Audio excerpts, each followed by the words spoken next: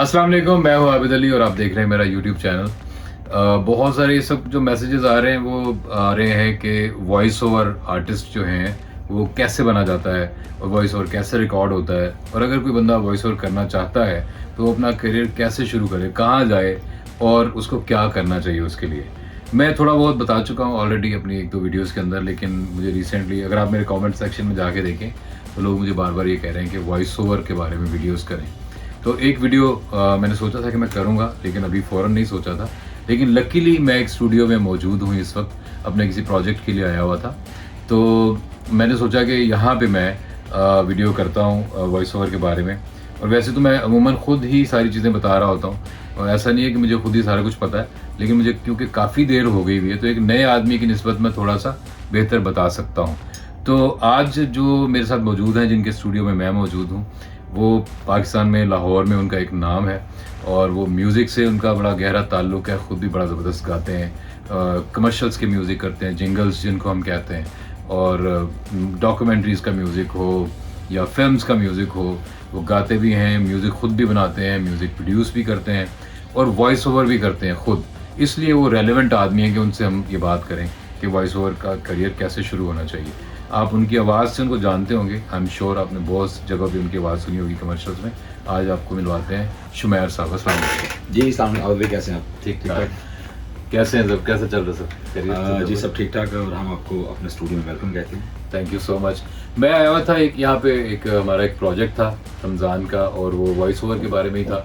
तो मैंने कहा कि ये वीडियो मैंने करनी तो है, तो बेहतर है कि इनसे पूछा जाए, इनसे जाना जाए कि ये इस बारे में क्या कहते हैं। एक बंदा जो कहीं रहता है लाहौर में या किसी छोटे शहर में, हमारी ऑडियंस हर जगह पे है जैसे कि, और उसको लगता है कि उसकी आवाज़ अच्छी है और वो वॉइस ओवर कर सकता है, तो वो सबसे पहले क्या करे? वो सबसे पहले क्या करे, ये बड़ा एक मुश्किल सा सवाल है, क्योंकि अक्सर लोगों को इस चीज़ का आइडिया नहीं है कि वॉइस ओवर कहाँ पे रिकॉर्ड होते हैं, कैसे उनकी आवाज़ किसी ऐड के पीछे आ सकती है या वो किसी डबिंग में जा सकते हैं।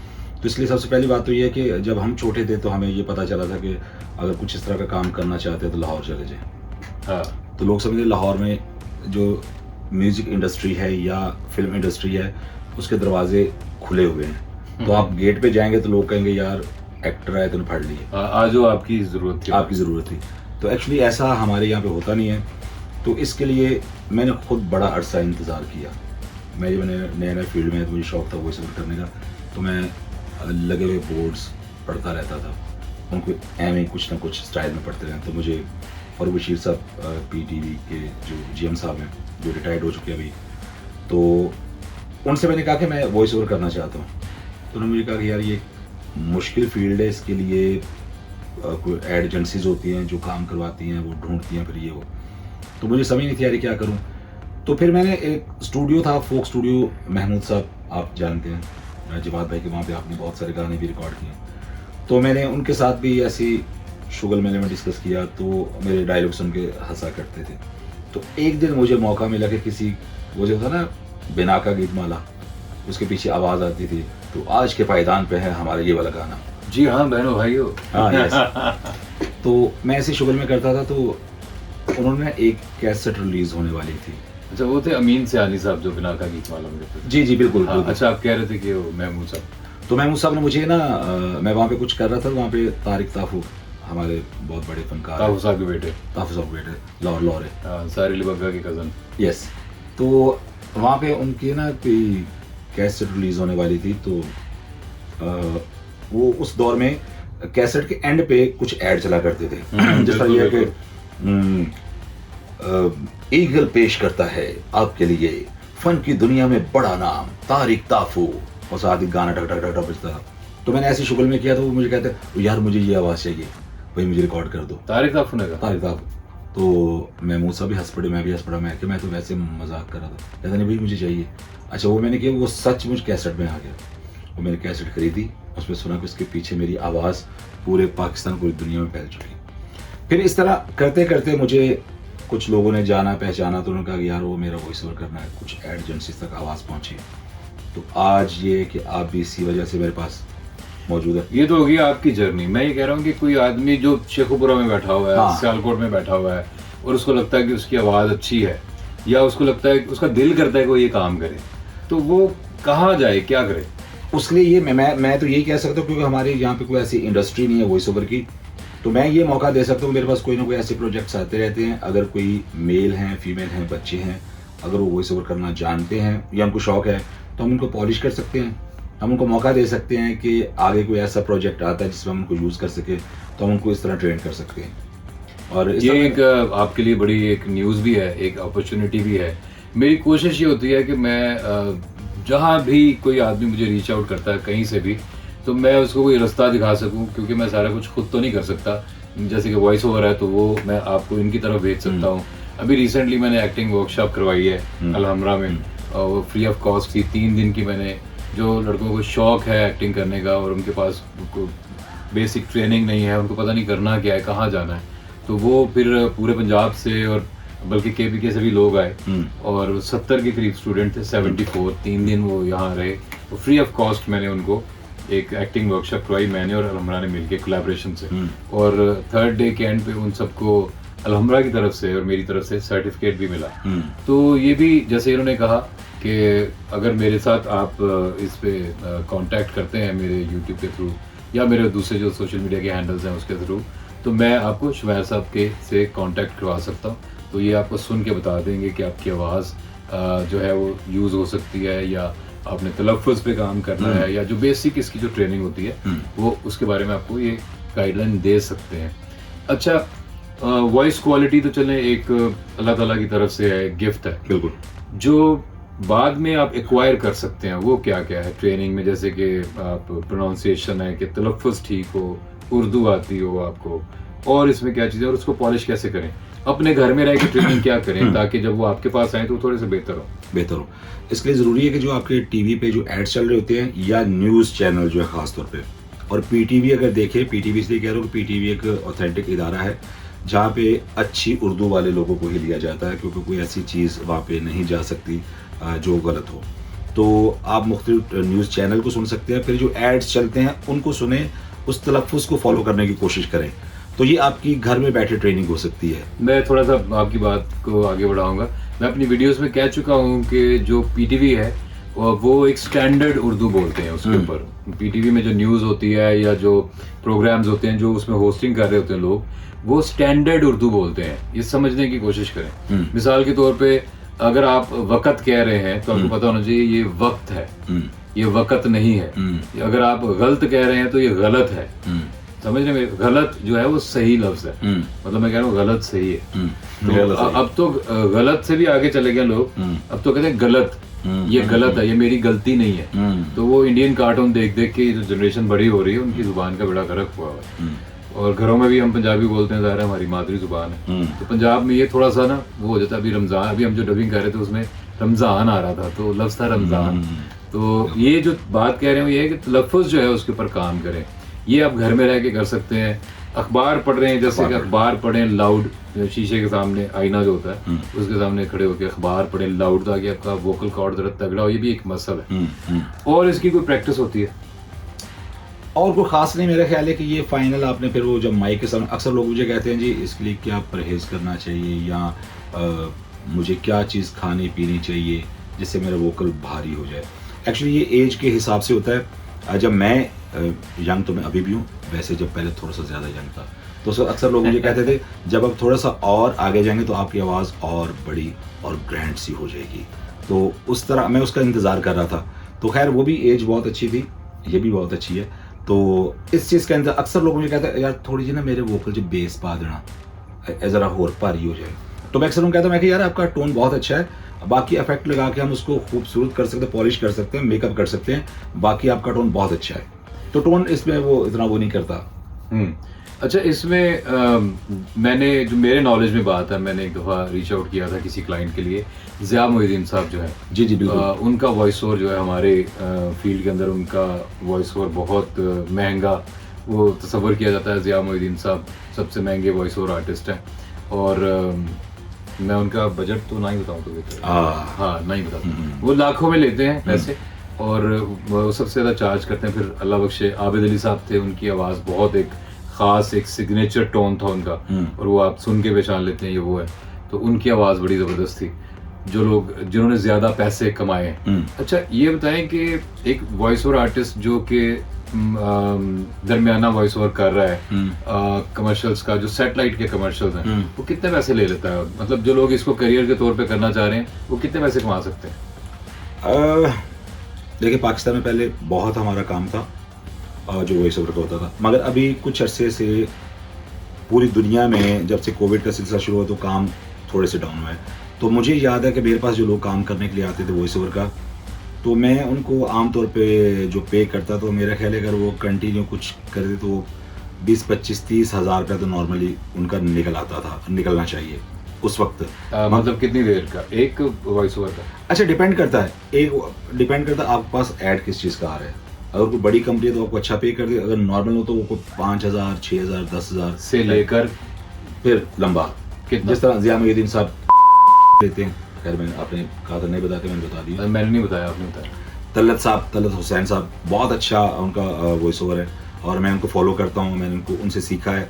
ज़िया साहब से मैंने सीखा है और बेशुमार। ज़िया साहब की एक और बात मैं बता दूँ कि ज़िया साहब जैसे कि उन्होंने कहा कि हैं और वो वॉइस ओवर करके चले जाते हैं, और क्लाइंट जब कहता है ना कि ये लाइन चेंज कर दें तो वो दोबारा अगर आते हैं ना तो वो फिर लेते हैं। हाँ, मतलब चेंजेस के भी वो पैसे उतने ही चार्ज करते हैं।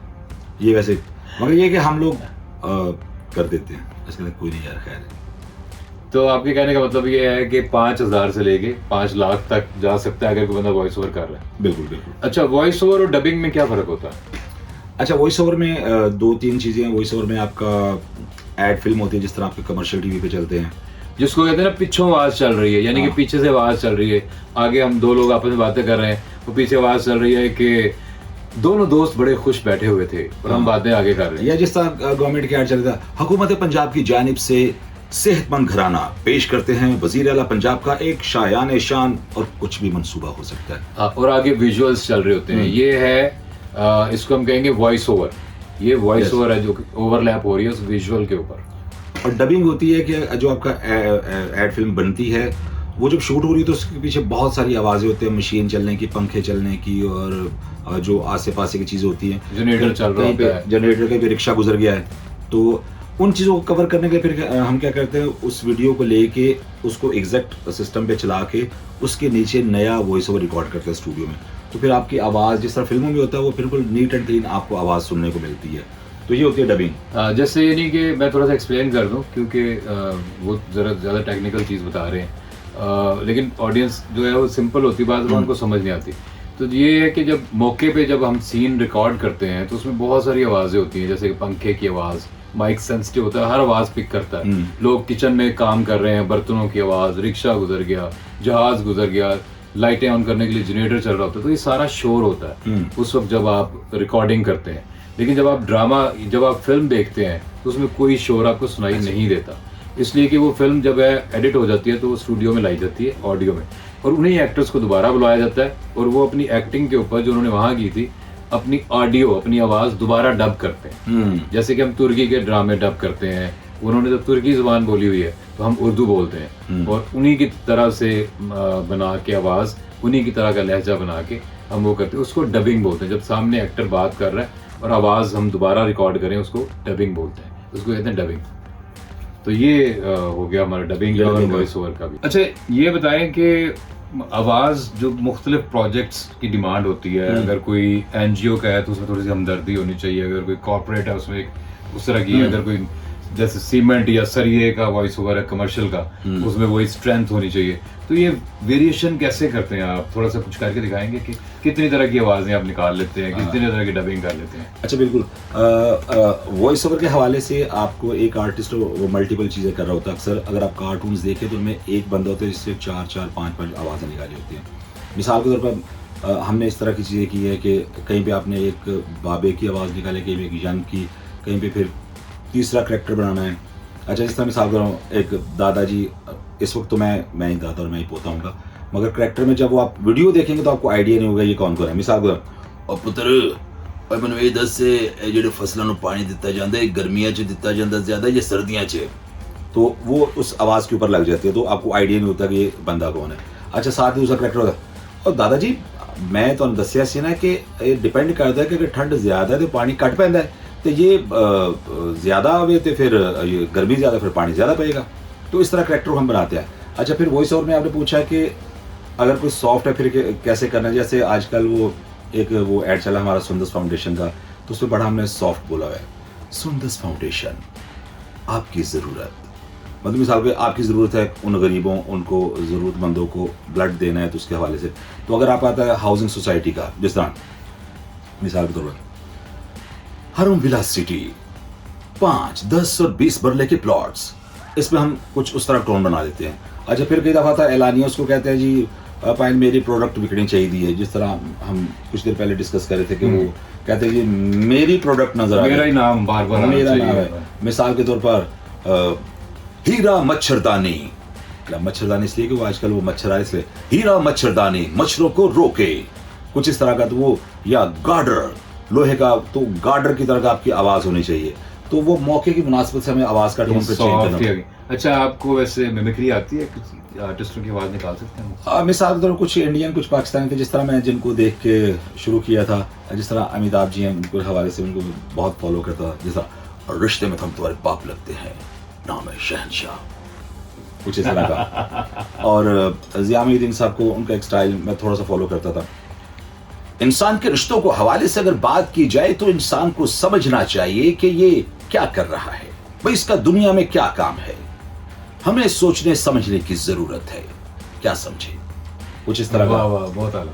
और कुछ तल्ले साहब का स्टाइल था, उनका एक ड्रामा चला था हमारे, उसमें उनका डायलॉग था, समंदर से मिलना चाहता हूं, समंदर से बातें करूंगा, समंदर मेरा दोस्त है। तो इस तरह कुछ सॉफ्ट टोन में। तो वो फिर यहाँ से हमें एक पैगाम ये भी मिलता है, ये मैसेज ये भी मिलता है कि जो हमारे सीनियर्स हैं उनका काम देखें और उनसे भी आप सीख सकते हैं। बिल्कुल। एक जैसे हम सुनते हैं ना कि फला आर्टिस्ट जो है वो तो एक एकेडमी का दर्जा रखता है या एक यूनिवर्सिटी का दर्जा रखता है, वो कहने का मतलब ये होता है उसका कि आप उसको देख के सीख सकते हैं। देखिए, आर्ट तो आपके अंदर होता है, लेकिन क्राफ्ट आप लोग को सीखना ही पड़ता है। आर्ट तो आप बाय बर्थ आर्टिस्ट होते हैं, आपके अंदर कोई खास सेंस है, म्यूजिक की हो, एक्टिंग की हो, राइटिंग की हो, पेंटिंग की हो या डिजाइनिंग की हो, किसी भी चीज़ की हो, वो तो आपके पास गिफ्ट है। उसके बाद जब आप उसको पॉलिश करेंगे, जब उसकी प्रैक्टिस आपने करनी है, फिर आपको क्राफ्ट चाहिए। मैं ऐसे बात करूंगा कि जैसे आपको गाना तो आता है, लेकिन माइक का डिस्टेंस कितना होना चाहिए, ये क्राफ्ट है।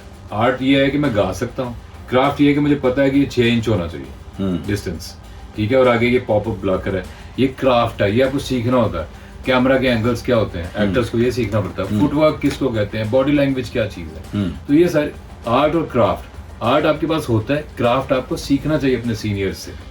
तो ऐसे ही बिल्कुल ऐसे। अच्छा, हम लोग इंडिया में रिकॉर्ड कर रहे थे, मुझे एकदम याद आया कि वहाँ के जो सिंगर्स थे वो अपना माइक खुद लेके आते थे। जैसे सोनू निगम आए, वो अपना माइक लेके आए हुए थे खुद, उन्होंने माइक दिया निकाल के, वो माइक लगाया उन्होंने। आशा जी आई, उन्होंने माइक अपना लेके आई। फिर हमारे एक पाकिस्तान से सिंगर गए हुए थे, उन्होंने उनको 3-4 माइक्स पे रिकॉर्ड किया। उसके बाद उन्होंने कहा कि यार इसके ऊपर हम इनका गाना, इससे माइक्स का भी कोई होता है फ़र्क। और माइक की जो इनिशियल रेंज है, माइक जो जहाँ से एक बिगिनर जो माइक खरीदता है और फिर आगे कितने तक होता है ये माइक, प्राइस क्या होती है? मैं सबसे पहले आपको माइक का डिफरेंस बताता हूँ। माइक्रोफोन की बहुत सारी इकसाम हैं, जिनमें से मिसालें देकर वाज़ेह करें। मिसाल का 2 माइक तो मेन आपने सुने होंगे, जो आम जनता जानती है, जो आम लोग जानते हैं। एक तो होता है कंडेंसर माइक, एक होता है डायनामिक। अच्छा, डायनामिक में ये होता है कि आप किसी शोर शराबे में रिकॉर्ड करेंगे तो वो माइक आपके करीब होता है, तो सिर्फ आपकी आवाज़ पिक करता है, जो कि लाइव सिंगर्स यूज़ करते हैं। अब कंडेंसर माइक ये होता है, वो बहुत सेंसिटिव होता है। अच्छा, वो छोटी से छोटी फ्रीक्वेंसी को भी पिक कर लेता है। जिस तरह आबिद भाई बात कर रहे थे कि जनरेटर की आवाज़, किचन में टक टक करने की आवाज़, जो कुछ भी है। तो माइक्रोफोन्स का जो आप बात कर रहे थे कि डिफरेंट आर्टिस्ट अपना माइक लेके आते हैं। अच्छा, होता ये है कि हर कंपनी ने माइक्रोफोन बनाया, जिस तरह AKG है, शोर है, सोनी है, सैमसंग है, बेशुमार नाम है, बहरिंजर है। अच्छा, कौन सा माइक आपकी आवाज़ को सूट करता है, जिसमें आर्टिस्ट खुद से फील करते हैं यार ये मेरी आवाज़ बहुत अच्छी आ रही है, मुझे लगता है जैसे मैं अमिताभ की तरह बोल रहा हूँ, मैं ज़िया मोहद्दीन साहब की तरह बोल रहा हूँ, तो वो टोन उनको अच्छा लगता है। तो मैं हमेशा जब भी कोई माइक खरीदना होता है, मैं लेना, तो मैं कुछ चंद एक फ़िक्रे मैंने रटे हुए हैं जिनके ऊपर मैं बोल के उनकी बेस और हाइस चेक करता हूँ। तो वो उन आर्टिस्टों ने उन माइक्स पे अपने वोकल्स, उनको लगता है यार इस पर मेरे वोकल्स बहुत नीट एंड क्लीन और क्लियर आएंगे, पूरी फ्रीक्वेंसी के साथ आएंगे, तो इसलिए वो फिर माइक अपना साथ लेके जाते हैं। उसके लिए इसलिए किया है। अच्छा, वो इनकी कीमत क्या होती है? कीमत, अच्छा अभी ज़माना बहुत बदल गया है। अभी जो माइक्रोफोन्स उन लाखों में मिलते थे, अब वो हज़ारों पे आ चुके हैं, और हज़ारों में भी वो जो 25, 30, 40 हज़ार का था, वो अब कुछ हज़ारों में भी आ गया है। यानी कंडेंसर माइक आपको 6-7 हज़ार में ऑनलाइन मिल जाता है। अभी दराज पे या बहुत सारी कंपनीज ऐसे हैं जो ऑनलाइन आप मंगवा सकते हैं, जिसमें साउंड कार्ड भी आपको चाहिए, जो कि जिस तरह मैं दिखाना चाहूँगा, ये जो कुछ दिखा दें। ये साउंड कार्ड है और ये माइक लगा हुआ है। ये 1 kg का माइक है। ये 1 kg का माइक है। ये और ये ज़रा स्टूडियो वाइज ये अच्छा माइक है, महंगा माइक है ज़रा थोड़ा सा। तो इस हवाले से हमने चंद एक चीज़ें, जिस तरह मेरे पास ये पीछे भी एक माइक लगा हुआ है, ये लगा, साउंड कार्ड्स डिफरेंट होते हैं। तो कुछ माइक्रोफोन्स सस्ते होते हैं, कुछ महंगे होते हैं, मगर आपका काम निकल आता है वॉइस ओवर में। तो बाकी आपने कुछ कंप्यूटर से अपनी ट्रीटमेंट उसकी करनी होती है। हाँ, ये तो खैर अगले लेवल पे जाके हाँ। शेयर करेंगे कि अगर आप घर में अपना सेटअप लगाना चाहते हैं तो आप एक लैपटॉप और एक माइक्रोफोन से कैसे वॉइस ओवर का काम शुरू कर सकते हैं। तो वो हम एक अलग उनके लिए वीडियो कर देंगे। और थैंक यू सो मच, आपने इतना कीमती टाइम दिया, और वाकई कीमती है, पर आवर चार्ज होता है स्टूडियो में तो और इस पे मज़ीद भी हम बात करते रहेंगे जब भी हम आएंगे स्टूडियो में, म्यूज़िक के हवाले से भी और वैसे भी। अपना बहुत ख्याल रखिएगा। अल्लाह हाफिज़। अल्लाह हाफिज़।